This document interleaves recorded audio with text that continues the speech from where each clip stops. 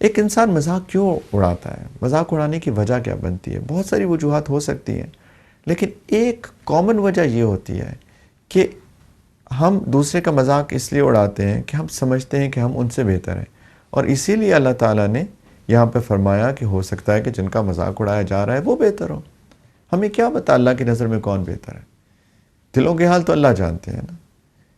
ٹھیک ہے، ہم لوگ ظاہر پہ شاید کوئی ججمنٹ پاس کر سکتے ہیں کہ یہ بندہ ظاہری طور پہ تقوی والا انسان ہے، لیکن جو دل کی کیفیت ہے وہ کوئی نہیں جان سکتا سوائے اللہ کی ذات کے۔ تو اس کے دل کی کیفیت کیا ہے؟ ہو سکتا ہے ظاہری طور پہ وہ نیکی ہو لیکن دل کی کیفیت اس کی بری ہو، یہ عین ممکن ہے۔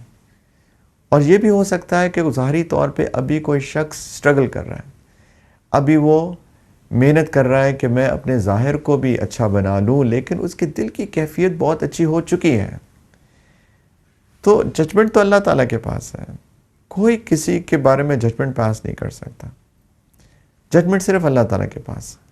خدا تو اللہ تعالیٰ کی ذات ہے، تو اللہ کی نظر میں ہو سکتا ہے وہ شخص بہتر ہو۔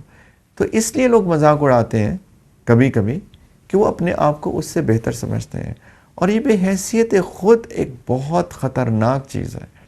اپنے آپ کو کسی سے بہتر سمجھنا، اس کو شریعت کی الفاظ میں تکبر کہتے ہیں، اپنے آپ کو بڑا سمجھنا۔ دیکھیں کبریائی صرف ایک ذات کو سجتی ہے، اور وہ اللہ تعالیٰ کی ذات ہے۔ اللہ اکبر، صرف اللہ کی ذات سب سے بڑی ہے، اللہ کی ذات بڑی ہے، باقی تو سب انسان ہیں، ساری مخلوقات ہیں، اللہ تعالیٰ خالق ہے۔ ہم میں سے کسی کو حق نہیں پہنچتا کہ ہم اپنے آپ کو کسی سے بڑا سمجھیں۔ میں اگر نماز پڑھتا ہوں اللہ کی توفیق سے، تو یہ کون سی بڑی بات کر رہا ہوں؟ نماز پڑھنا تو فرض ہے، یہ ایسے ہی ہے جیسے کہ کوئی سانس لے رہا ہوتا ہے، یہ روحانی سانس ہے، سمجھیے۔ آپ دیکھیے نبی کریم علیہ السلام جب کسی کو مسلمان کرتے تھے، کہ کوئی بیعت اسلام کرتا تھا نبی کریم علیہ السلام کے ہاتھ پر، تو نبی کریم علیہ السلام اس وقت اس کو بتاتے تھے کہ یہ فرائض ہیں، تمہیں 5 وقت کی نماز پڑھنی ہے، رمضان المبارک آئے گا، روزے رکھنے ہیں، زکوٰۃ دینی ہے، استطاعت ہو تو حج کرنا ہے۔ لیکن آپ دیکھیے کیا ان لوگوں کو بار بار اس چیز کا ریمائنڈ کرایا جاتا تھا کہ نماز پڑھو، نماز پڑھو، نماز پڑھو؟ نہیں، کیونکہ جب وہ مسلمان ہو گئے تو نماز تو ان کے لیے لازم و ملزوم ہو گئی، وہ تو ان کے لیے مینڈیٹوری تھی، کمپلسری تھی، ضروری تھی۔ اس کے بعد کسی مسلمان کو نہیں بتایا جاتا تھا کہ نمازیں پڑھو، یہاں تک کہ منافقین بھی آ کے مسجد میں نماز پڑھتے تھے، کیونکہ ان کو پتا تھا کہ اگر ہم نے مسجد کی نماز چھوڑ دی تو ہمارا بھانڈا پھوٹ جائے گا کہ ہم تو منافق ہیں۔ تو مسلمان کے ساتھ نماز تو لازم و ملزوم ہے۔ اگر کوئی انسان نماز پڑھتا ہے تو کیا کمال کر رہا ہے، تو اپنے آپ کو بڑا کیسے سمجھ سکتا ہے؟ کوئی بھی کام اگر میں کر رہا ہوں اچھا، تو وہ اللہ تعالیٰ کی توفیق ہے، اللہ تعالیٰ نے مجھے توفیق دی ہوئی ہے، اس لیے میں یہ اچھا کام کر رہا ہوں۔ اور میری دعا ہے کہ میرا وہ بھائی، میری وہ بہن، وہ میرا بچہ، وہ میری بچی، جو کہ ابھی کسی نیکی میں نہیں لگے اور کسی گناہ میں پڑے ہوئے ہیں، تو میری دعا ہے کہ جس طرح اللہ آپ نے مجھے توفیق عطا فرمائی، اللہ اس ہمارے بہن، بھائی، بچے، بچی کو بھی توفیق عطا فرما دے۔ میں اپنے آپ کو بڑا کیسے سمجھ سکتا ہوں؟ یہ بہت اہم بات ہے کہ اپنے آپ کو عاجز رکھنا، اپنے آپ کو ہمبل رکھنا، اپنے آپ کو کسی سے بڑا نہ سمجھنا، کیونکہ یہ وجہ بنتی ہے لوگوں کا مذاق اڑانے کی، اور مذاق اڑانے سے لوگوں کے دل ٹوٹتے ہیں۔ ہم کسی کا دل نہیں توڑ سکتے ہیں، اور اس سے بہت سارے فتنے پیدا ہوتے ہیں، بہت سارے فتنے پیدا ہوتے ہیں۔ آج کل ایک بڑا مسئلہ جو معاشرے میں دیکھنے میں آتا ہے کہ لوگ سوئسائڈل ہو رہے ہیں۔ لوگ ہوتے ہیں جو کہتے ہیں میرا دل چاہتا ہے میں خودکشی کر لوں، معاذ اللہ۔ آپ ان سے پوچھیں کیا ہوا؟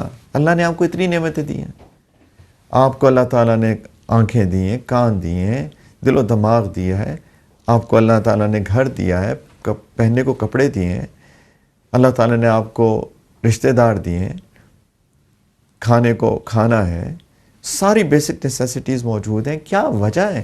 آپ جب انٹیروگیٹ کرتے ہیں، تھوڑا ان سے پوچھتے ہیں، بہت ڈفرینٹ ریزنز ملتی ہیں. ایک ریزن آج کے موضوع کی مناسبت سے، ان کے ساتھ لوگ ان کا مذاق اڑاتے ہیں، ان کو جینے نہیں دیتے، ان کو بلی کرتے ہیں، باڈی شیمنگ کرتے ہیں. تم موٹے، تم موٹی، تمہارا رنگ ایسا، تمہاری شکل ایسی، تمہاری ناک ایسی، تمہارے کان ایسے.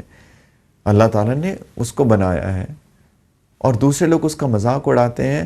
اور جب مذاق بہت اڑایا جاتا ہے، شیطان ان کے دل میں وسوسے ڈالتا ہے کہ تمہیں جینے کا کیا حق ہے، لوگ تو تمہارا مذاق اڑاتے ہیں، تم تو ایسے ہو. اسی طریقے سے کسی کی شادی نہیں ہو رہی مثال کے طور پہ، تو لوگ اس کا مذاق اڑاتے ہیں. کسی کی اولاد نہیں ہو رہی، لوگ اس کا مذاق اڑاتے ہیں. ہمارے ان الفاظ کی وجہ سے لوگ ڈپریشن کا شکار ہو جاتے ہیں. اور جب ان کے اندر ڈپریشن آ جاتا ہے تو پھر جیسے میں نے عرض کیا کہ شیطان آ کے وسوسے ڈالتا ہے کہ تم اپنی زندگی ختم کر لو. اور ہمیں معلوم ہے کہ زندگی ایک امانت ہے خدا کی، اللہ تعالیٰ کی ایک امانت ہے یہ زندگی جو کہ ہم کو دی گئی ہے. ہمیں کوئی حق نہیں پہنچتا کہ اس امانت میں خیانت کریں. کوئی شخص اپنے ہاتھوں سے اپنی زندگی ختم نہیں کر سکتا. لیکن شیطان وسوسہ ڈال کے اس بندے کو اللہ تعالیٰ کی اس نافرمانی کا ارتکاب کروانا چاہتا ہے. لیکن سوچنا یہ چاہیے کہ اس کی روٹ کاز کیا بنی، اس کی وجہ کیا بنی. شاید کسی کے الفاظ، اس کا کسی کو مذاق اڑانا، اس کا کسی کو تانے دینا. اور یہی اللہ تعالیٰ آگے یہ بھی فرمایا وَلَا تَلْمِزُوا أَنفُسَكُمْ، کہ تم ایک دوسرے کو تانے مت دیا کرو. وَلَا تَنَابَزُوا بِالْأَلْقَابِ، ایک دوسرے کو برے القابات سے بھی مت پکارا کرو، برے نام مت رکھا کرو. یہ بھی ہمارے معاشرے کے اندر عام ہے کہ ہم برے برے ناموں سے ایک دوسرے کو پکارتے ہیں. نام رکھ لیے. دیکھیے ہر شخص قابل عزت ہے. آپ کسی سے اختلاف کر سکتے ہیں لیکن کسی کی بے عزتی نہیں کر سکتے ہیں.